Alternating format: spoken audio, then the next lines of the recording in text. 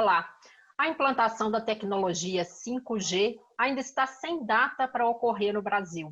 Já foi marcada para 2020, agora acredita-se que em 2021, mas para entender melhor o que está atrasando essa implantação e o que é a tecnologia 5G, eu converso com os deputados Gustavo Fruet, do PDT do Paraná, e o deputado Eduardo Cury, do PSDB de São Paulo. Eu sou Daniela André e este é o Câmara Debate, gravado em versão especial pela internet.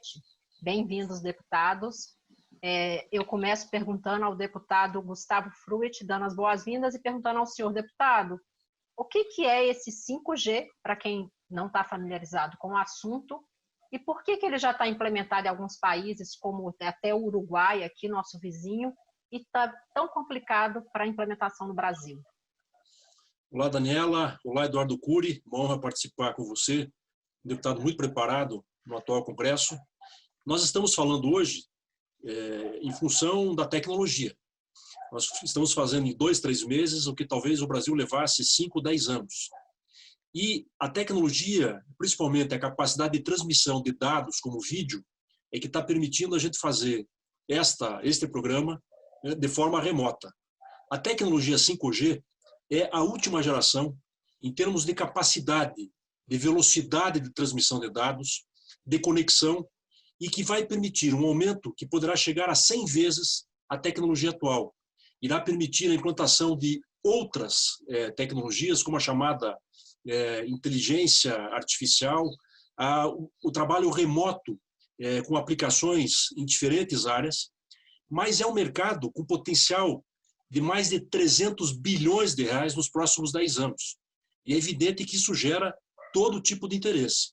Então nós temos regiões e alguns setores muito atrasados em termos tecnológicos, algumas regiões do Brasil que ainda não têm o 4G, que ainda tem uma deficiência no 3G, que é uma tecnologia que permite o uso do celular para ligação telefônica, mas não para transmissão de dados, mas nós temos que pensar na ponta. Só que no meio do caminho veio a pandemia, evidentemente atrasa o leilão, e além disso, há interesses comerciais que são conflitantes, que mobilizam países. E fundamentalmente hoje nós temos uma disputa entre o governo americano e o governo chinês, que tem uma empresa chamada Huawei, que é hoje a empresa que detém o maior potencial de crescimento, é a maior empresa do mundo, ela soma mais do que as empresas da Suécia, da Finlândia, da Coreia e americanas em termos de resposta, e claro que isso gera um embate também e uma pressão no governo brasileiro. Deputado Eduardo Cury, nessa disputa, além da disputa de países, também é uma disputa aqui no mercado interno entre radiodifusão e telecomunicações, né? Como é que isso também interfere nesse processo? Olha, olá, Gustavo, é um prazer, é um privilégio estar junto com você. Daniela, obrigado a vocês pelo convite. Da mesma forma, dando sequência à correta explanação do Gustavo, ao mesmo tempo, nós temos uma disputa entre dois grandes players geopolíticos, que é os Estados Unidos e a China, em que pese os Estados Unidos não ter uma empresa como tem a Huawei, mas ele tem toda uma cadeia de fornecedores que fornecem, inclusive, para a própria empresa chinesa. E você, ao mesmo tempo, você nos pegou no momento que o Brasil, como disse o Gustavo, não terminou a implantação da tecnologia 3G e 4G. Nós temos um grande gap, inclusive, de desigualdade que permite que pessoas mais pobres não possam fazer isso. Ao mesmo tempo, você tem um outro conflito, que é qual a banda que vai ser usada. Aí você tem a tecnologia saindo, algumas dessas bandas estão sendo utilizadas para a empresa de radiodifusão, como TV, e eles têm uma certa resistência, porque sabem que também essa nova tecnologia competem com eles no oferecimento de vários serviços. E junto com tudo isso, nós temos que tomar várias decisões num momento de enorme dificuldade. O 5G, mais do que uma evolução do 2G e do 3G, ele é uma ruptura, porque ele tem uma capacidade tão ampla em relação às outras tecnologias que ele vai permitir a operação de uma série de serviços impensáveis na tecnologia 2G e 3G. Como, por exemplo, você fazer cirurgia à distância, que não bastaria você só ter uma velocidade maior. você precisa ter a segurança de que você não vai ter uma variação disso. Então, é uma coisa chamada latência, né? A latência é digamos, eu vou chamar, é a margem de segurança que você está entregando àquela banda. É a garantia de que um cirurgião vai estar nos Estados Unidos dando um comando para um bisturi e ao mesmo tempo, sem nenhuma diferença de tempo, esse bisturi vai estar fazendo um corte numa pessoa sendo operada, por exemplo, em Curitiba, a terra onde o Gustavo foi prefeito. Então, é uma tecnologia muito radical e avançada e, logicamente, quem dominar esse espaço vai ter uma garantia de muitos anos. Por isso, toda essa disputa. E é natural que esses jogadores internacionais se aliem também a players locais, no sentido de que, olha, se eu estou numa boa posição, quero acelerar o processo. Se eu ainda não estou numa boa posição, eu quero retardar esse processo. O ruim dessa história toda é que quem acaba sendo prejudicado é o próprio usuário, o consumidor, gerando um atraso para o usuário brasileiro que não tem, por exemplo, outros países, inclusive países mais pobres que o Brasil. Agora, deputado Gustavo Frutti, o deputado Eduardo Cury apontou um item aí que eu gostaria de explorar com os senhores. A nossa desigualdade, que é histórica e nesse período de pandemia ficou ainda mais evidente, mas a gente tem hoje uma grande parcela da população que não tem acesso nem à tecnologia incipiente ainda, como disse o deputado, do 3G e 4G. Como que o custo disso vai chegar para essas pessoas, deputado Gustavo Frutti?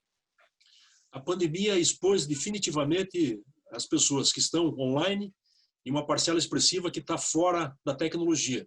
Exemplo, a dificuldade de acesso de milhares de brasileiros e brasileiras para o auxílio emergencial. Às vezes a pessoa até tem um telefone celular, mas não tem uma estrutura, não tem um sistema, não tem um acesso a uma rede que permita baixar aplicativos, por exemplo. Então, esse é um desafio.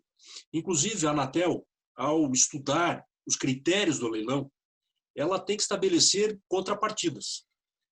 Primeiro, haverá só pagamento para outorga? Segundo, haverá a discussão de uma distribuição de rede, principalmente para regiões mais carentes? Terceiro, haverá essa preocupação de também exigir dos mesmos operadores que apressem a implantação de outras tecnologias, como, por exemplo, o 4G, que possa chegar, não a 100%, mas praticamente a 100% do território nacional. Essa é uma condição que se pede até ao 5G. Então, é muito importante acompanhar esse debate agora para saber quais serão as condições que vão ser estabelecidas, quais as contrapartidas às empresas que vão participar do leilão. Até por isso, eu acabei apresentando um pedido de informação há poucos dias na Câmara, dirigido ao Ministério de Ciência e Tecnologia, mesmo considerando a divisão agora, a criação do novo Ministério das Comunicações, mas o pedido, enfim, é dirigido ao governo, para se saber não só dos prazos para a realização, nós estamos vendo que está se discutindo uma nova prorrogação, mas principalmente para saber como se dará a participação das operadoras que estão renovando a concessão de outorga, se haverá pagamento. Muitas reclamam que, se tiverem que pagar por essa outorga, não vão poder implantar um sistema ou participar do leilão, mas também saber quais são as contrapartidas que estão sendo estudadas. E uma delas, prioritariamente, é saber esta inclusão. Tem um livro chamado Quarta Revolução Industrial, do Klaus Schwab, o economista do Fórum Econômico Mundial. E ele faz uma projeção de 20, 30 anos, de atividades que simplesmente vão acabar, mas de pessoas que, se não tiverem um apoio para se adaptar a essa nova realidade, vão ficar completamente excluídas, não só do mercado de trabalho, mas até de uma vida social diante de tantas tecnologias que as pessoas não vão ter acesso. Então, nós temos que pensar, evidentemente, na ponta e incentivar a inovação na ponta, mas saber que há uma desigualdade imensa, econômica, social, tecnológica, e essa contrapartida tem que estar também no leilão. Deputado Eduardo Cury, o senhor concorda? É possível começar a se tratar dessa questão da disparidade que existe tecnológica e não só social, como também regional? Isso está incluído nesse debate, nesse momento de decisões e do próprio leilão para as empresas que vão operar o 5G? Olha, eu concordo em 100% com as preocupações do Gustavo. É agora, na hora que você desenha o edital, é que você coloca essas contrapartidas, ou suas preocupações, ou seus desejos como país. Depois da concessão ser dada, é muito difícil você fazer qualquer exigência, porque você tem um equilíbrio econômico e as empresas que participam fazem os seus planos baseado naquilo que você especifica. Então, o momento é agora. O Brasil precisa corrigir essas desigualdades regionais, ou melhor, desigualdade de oportunidades e acesso às redes regionais. Nós temos um gap ainda da tecnologia 2G, 3G, 4G, que ainda não chegou a todos. Não é necessário, importante, já tem tecnologia, não é necessário mais aquele conceito de antenas para todo mundo. O Brasil é um país continental, grande parte dessa demanda você pode fazer via satélite, ou seja, não é uma única tecnologia que vai atender, que vai ser necessária para atender a todos. Você tem que usar aquela tecnologia mais viável economicamente para que todos tenham o acesso. Agora, o importante é que o Brasil precisa acelerar esse processo. Por quê?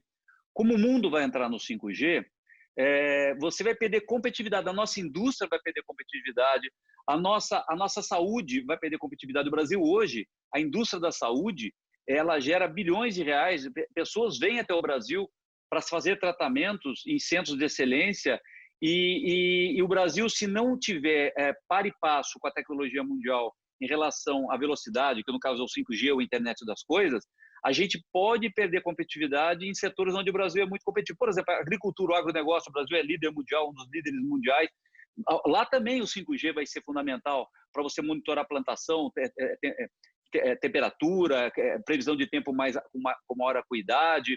E o 5G, a internet das coisas, ela é tão revolucionária que não vai dar para competir se um negócio estiver dentro do 5G e o outro não estiver. O Brasil precisa ter isso. E para que isso ocorra, nós precisamos que tenha isso na rua. Agora, uma das dificuldades bem apontadas pelo Gustavo, e aí uma estratégia que é o que eu defendo, você tem locais onde economicamente ela se sustenta e locais onde não. O Estado brasileiro, quando eu falo Estado, o governo federal e nós, como representantes do povo, nós temos que agir fortemente onde não é viável economicamente e não atrapalhar onde é viável economicamente. Às vezes a gente fica querendo formatar demais e na verdade, atrasa lugares onde a economia se sustenta, ela é possível se implantar, porque a renda, ou na verdade, na verdade é nem renda, o que garante é o adensamento. Onde você tem adensamento, você permite, a mesma coisa que o saneamento foi aprovado recentemente, né? É a mesma coisa. Onde você tem adensamento, o saneamento fica mais barato. Mesma coisa fica para a tecnologia. Então, eu defendo que tem maior liberdade de implantação e o Estado brasileiro, através das contrapartidas daqueles que vão, na verdade, ganhar essas outorgas, ou através do próprio orçamento público, a gente faça essa compensação para regiões ou pessoas, na verdade, ou o segmento da sociedade que, por falta de renda, não poderia ter acesso, no primeiro momento, a essa tecnologia. Mas o importante é que o Brasil ponha na rua. A tecnologia já está disponível, o formato dos editais é uma decisão política, como bem disse o Gustavo, e nós, como representantes do povo, temos que fiscalizar e acompanhar isso, porque se cometemos um erro agora, depois é muito difícil consertar, no meio da concessão, mas é importante que ela ande, para que o Brasil não possa ficar para trás nessa questão do 5G. Como você disse, países pequenos, a Estônia é um exemplo, é um país pequenininho, acho que não tem nem 4 milhões de habitantes, e ele é um líder mundial na questão da tecnologia. Por quê? Se planejou, buscou se antecipar, e com isso ele passa a ser competitivo uma série de negócios, compete inclusive com países muito grandes ou países de primeiro mundo. Deputado Gustavo Fruet, o senhor concorda o caminho é se estabelecer possivelmente aí o chamado subsídio cruzado para que essas regiões mais adensadas, que são as capitais e os grandes centros urbanos, que podem ser mais lucrativas na implantação para as empresas, parte desse lucro subsidie a implantação em regiões onde é necessário mais investimento das empresas e, portanto, menor lucratividade? Eu destaco duas questões. A primeira, que a gente não pode pensar nos contratos e nos formatos tradicionais. Nós estamos falando algo absolutamente novo, com novas aplicações, e não se enquadra simplesmente só na ideia do subsídio cruzado.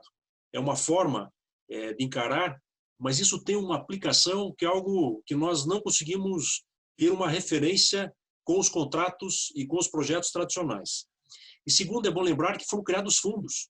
Esses fundos estão até em discussão hoje com relação à utilização na pandemia, eles são mais contábeis do que orçamentários, são fundos expressivos que foram criados justamente com o objetivo de permitir o acesso a algumas regiões que não têm hoje a tecnologia. Como o Eduardo lembrou, a gente está pensando com a questão das antenas, mas existem outras formas de aplicar. Eu vi um exemplo em áreas remotas com equipamentos agrícolas, em que a operação se dá por 24 horas e com algoritmos e com uso de inteligência,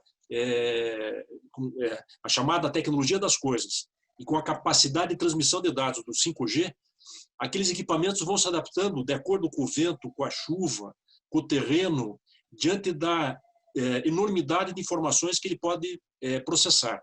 Então, existem aplicações com ganho econômico, mesmo em regiões remotas, mas é importante, e eu reitero, por isso que fiz o pedido de informação, que as comissões da Câmara não estão atuando nesse momento, saber em que fase estão os editais, ou melhor, o trabalho dos editais, e quais serão as contrapartidas. É uma tecnologia que vem, mas como ela tem um potencial de uso que vai muito além daquela ideia tradicional do uso do telefone, existem muitas outras fontes de receita, mas esse cuidado num país desigual nós temos que ter. Deputados, infelizmente a gente está chegando ao fim. Espero que a gente tenha outra oportunidade de falar sobre esse tema, porque é bastante abrangente, tem vários itens aí que não vai dar tempo da gente falar. Mas eu gostaria que os senhores fizessem suas considerações finais, em 30 segundos, levando em consideração o cenário que a gente tem hoje, das discussões. Os deputados falaram aí vários ingredientes que nos levam a ter certeza de que a mediação do governo, da Anatel, no recém-criado do Ministério das Comunicações, é fundamental aí para a modelagem desse leilão. Eu gostaria que os senhores fizessem suas considerações finais e avaliassem essa condução que está tendo até agora pelo governo. Deputado Eduardo Cury. Olha, é lógico, o governo passa por um momento de turbulência política, o ministro foi trocado recentemente, pelo menos parte do ministério, tudo isso acaba dificultando, mas existe sim uma grande dificuldade do governo de chegar a um consenso qual o melhor modelo. Eu queria destacar essa briga geopolítica dos Estados Unidos com a China, ela interfere bastante aqui. A China, a Huawei é uma empresa chinesa bastante competitiva, o que, na verdade, o mundo vai olhar é a seguinte coisa: você consegue passar segurança para mim de que, se eu abrir para o meu sistema para você e você dominar o meu país, dominar a maneira de dizer, né, não tem o risco de um colapso, né, ou seja, não tem risco, o seu sistema não é uma caixa preta? Então, isso é uma pergunta que países do primeiro mundo estão fazendo para todos eles. Como os Estados Unidos não têm uma empresa concorrente da Huawei, é um ecossistema de empresas que estão na Alemanha, na Inglaterra, na Suécia. A Líder, por exemplo, a maior concorrente da Huawei, nem é uma empresa americana, a Ericsson, que é uma empresa sueca. Mas é um ecossistema. Dentro do ecossistema, é mais difícil uma decisão única, você ter uma decisão política de bloquear ou não. Já o que causa um pouco de insegurança, talvez possa ser um pouco exagerado, é uma empresa que tem uma tecnologia tão avançada como a Huawei, que segurança ela vai dar para todos de que, olha, se ela dominar um sistema de saúde, sistema elétrico, não é só o sistema de comunicação, o sistema elétrico, o sistema de saúde, o sistema de trânsito, todo vai estar encaixotado nessa tecnologia dessa empresa. Se ela desligar uma chave, você pode parar um país, ou seja, se tiver um conflito político entre os países. Então, é uma decisão difícil, e isso tem que ser feito com muita transparência, por isso o Gustavo está corretíssimo, isso tem que ser compartilhado com os representantes do povo, que somos nós, para que a gente possa também passar segurança aos nossos cidadãos de que essa decisão vai ser, não só em relação à decisão macro, mas a decisão micro também, né? Em que tempo isso vai ser implantado no Brasil, e se algum segmento vai ficar de fora dessa festa, vamos dizer, essa festa no bom sentido. Obrigada, deputado Eduardo Cury. Deputado Gustavo Fruet, suas considerações finais e como buscar esse equilíbrio entre guardar a concorrência, mas evitar riscos geopolíticos aí para o país. É um tema apaixonante, envolve interesses públicos, privados, geopolítica, e tentar chegar numa equação que permita trazer com agilidade essa tecnologia, com segurança para os investidores, assegurar transparência, sigilo dos dados, Mas, infelizmente, com a pandemia, esse assunto acabou ficando sem o devido destaque. Parece que é inevitável que haja um adiamento do leilão, é importante que haja um acompanhamento do Congresso, das entidades, mas é uma ruptura. O que foi a internet no primeiro momento, o 5G pode ser agora, demonstrando um novo ciclo. Obrigada, deputado Gustavo Fruet. Nós estamos chegando ao fim desta edição do Câmara Debate. Agradeço a participação dos deputados Gustavo Fruet, do PDT do Paraná, e Eduardo Cury, do PSDB de São Paulo. Eu sou Daniela André e este foi o Câmara Debate gravado em formato especial pela internet. Obrigada pela audiência e até a próxima.